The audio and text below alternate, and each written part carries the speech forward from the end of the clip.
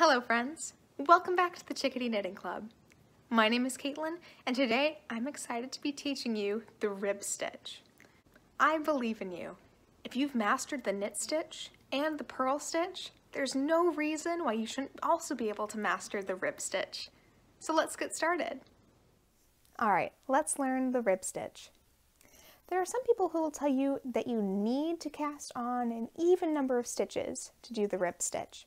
It's quite an easy trick to remember too, because there are an even number of rib bones in your body. Casting on an even number of stitches will help you remember when to knit and when to purl when you're doing the rib stitch. But at the end of the day, the number of stitches you cast on really doesn't matter.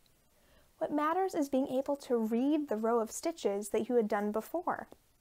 Being able to read fabric is an excellent skill for knitters, and I'll show you how to do that in our rib stitch tutorial today. For the rib stitch, all you have to do is knit a stitch, then purl a stitch, knit a stitch, purl a stitch, knit a stitch, purl a stitch, all the way down your row. So let's do that. We're going to start with the long tail behind the needle. So you're going to take your other needle and knit one stitch. Then you're going to move the yarn over so that it's in the front of your needles, so that you can then purl a stitch. Move the yarn over and knit a stitch. Move the yarn over and purl a stitch. And do that all the way down your needle.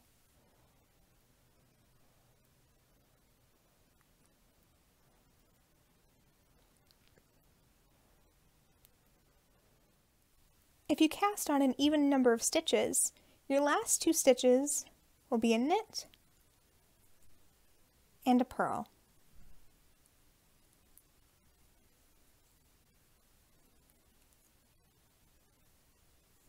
Ta-da! There's your first row of rib stitch. And you can already start to see that when you were doing the knit stitch, the bump ended in the back of the needle. And when you're doing the purl stitch, the bump ended in the front.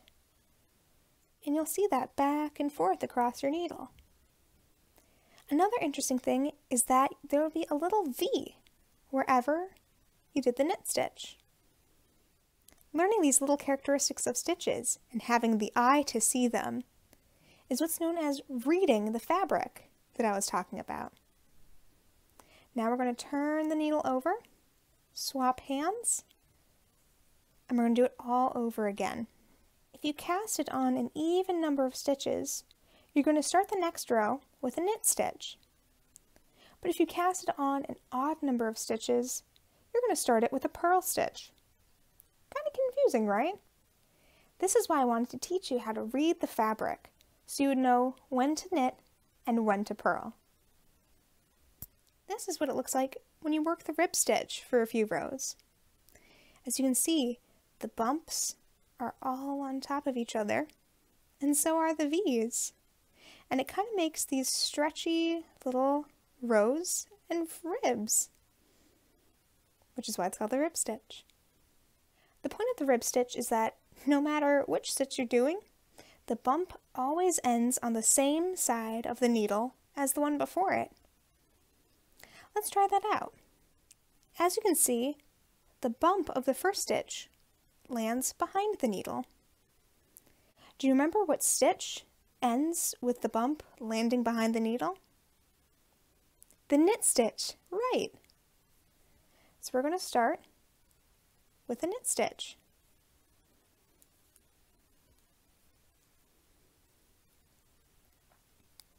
Let's look at the next stitch. You can see the bump ends in front of the needle. Do you remember what stitch ends with the bump in front of the needle?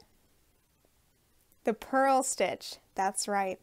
So we're going to move our yarn in front of the needles and do a purl stitch.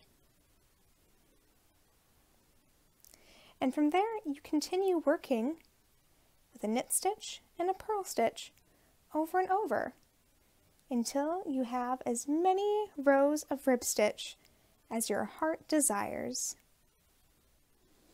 Let's practice reading the fabric one more time. Look at the next stitch. It's a little tricky to see in this light, but can you tell where the bump lands? You're right, it lands in front of the needle. So that means that we're going to do a purl stitch.